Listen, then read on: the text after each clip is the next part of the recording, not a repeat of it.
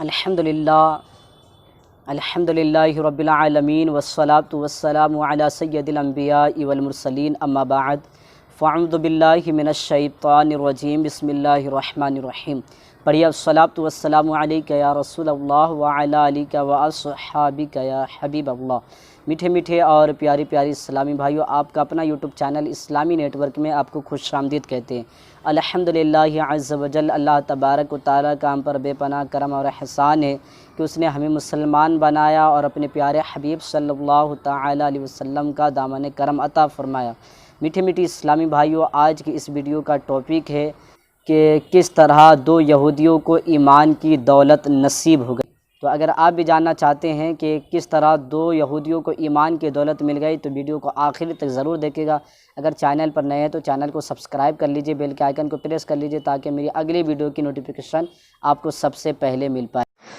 دوستو، اگر چینل پر نئے ہیں تو چینل کو سبسکرائب کر لیجئے اور بیل کے آئیکن کو پریس کر لیجئے تاکہ میری اگلی ویڈیو کی نوٹیفیکیشن آپ کو سب سے پہلے مل پائے۔ تو آئیے میٹھی میٹھی اسلامی بھائیوں، ایک واقعے کے ذریعے میں آپ اسلامی بھائیوں تک اسلام کی حقیقت کو پہنچاتا ہوں اور پھر اس واقعے سے ملنے والے مدنی پھول آپ اسلامی بھائیوں تک پہنچانے کی کوشش کروں گا۔ تو آئیے میٹھی میٹھی اسلامی بھائیوں سنتے ہیں۔ چنانچہ ایک یہودی کسی یہودن پر عاشق ہو گیا اور اس کی محبت میں بے قرار رہنے لگا۔ چنانچہ اس دور کے مشہور ولی اللہ حضرت سیدنا عطا اکبر رحمۃ اللہ تعالی علیہ کی بارگاہ میں حاضر ہو کر مدعا عرض کیا، یعنی محبت کرتا ہے، اس بات کا اظہار کیا۔ حضرت نے ایک کاغذ کے پرزے پر بسم اللہ الرحمن الرحیم لکھ کر دی اور فرمایا اس کو نگل جاؤ۔ وہ نگل گیا۔ نگلتے ہی اس کا دل نور ایمان سے جگمگانے لگا۔ عورت کی محبت دل سے کافور ہو گئی، دور ہو گئی اور بے ساختہ کلمہ شہادت زبان پر جاری ہو گیا اور وہ مسلمان ہو گیا۔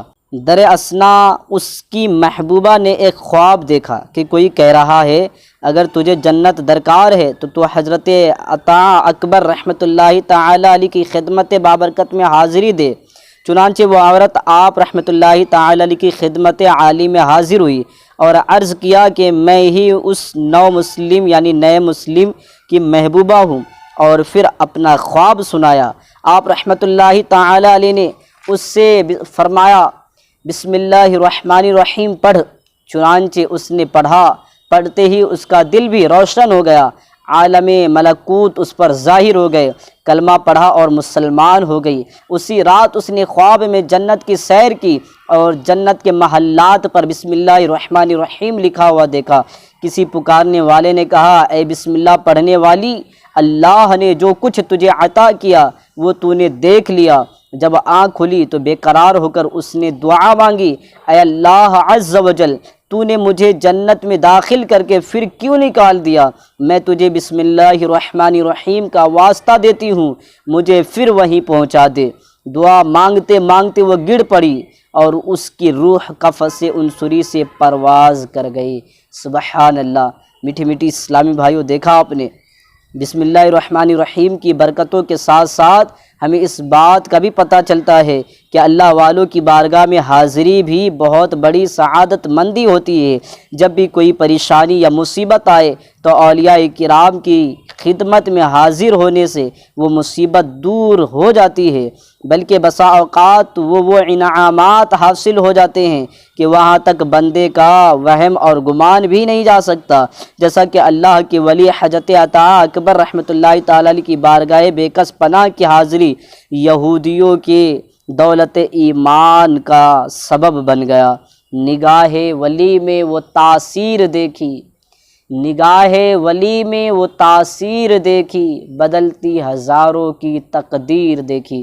تو میٹھے میٹھی اسلامی بھائیوں، دیکھا آپ نے کہ کس طرح بسم اللہ الرحمن الرحیم کی برکت اور اللہ والے ولی اللہ حضرت سیدنا عطا اکبر رحمۃ اللہ تعالی علیہ کی صحبت کی برکت سے ان دو یہودیوں کو ایمان کی دولت مل گئی۔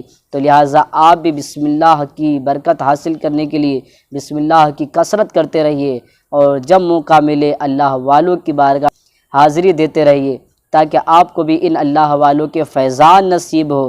اللہ رب العزت کی بارگاہ میں دعا ہے کہ اللہ عز و جل ہم سب کو جملہ ان باتوں پر عمل کی توفیق عطا فرمائے۔